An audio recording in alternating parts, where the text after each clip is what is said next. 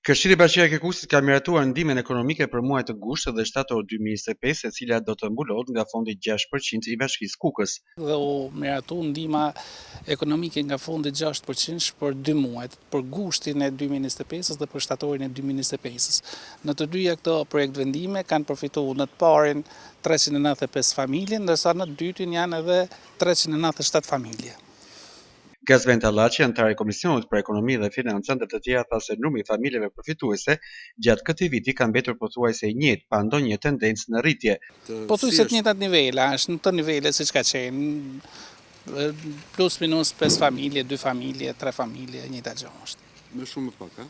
Më shumë më pak. Këtë muaj ishin 2 familje më shumë. Ai shpjegoi gjithashtu arsyet e rënies së lehtë të numrit të familjeve përfituese.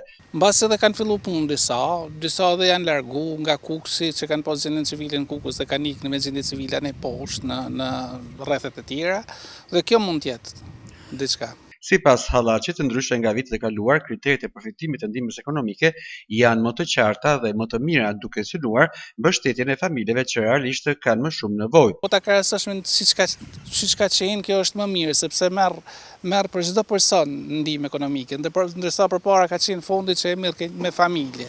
Me familje, sa familje ishin me qenë fondi, ndërsa sot sa antar familje të kesh, aq ndihmë ekonomike merr. Kriteret janë më të mira, këto që janë sot. Mbi 18 vjeç është një shumë që është rreth 18.000 lekë vjetra, nën 18 vjeç është 14.000 lekë vjetra.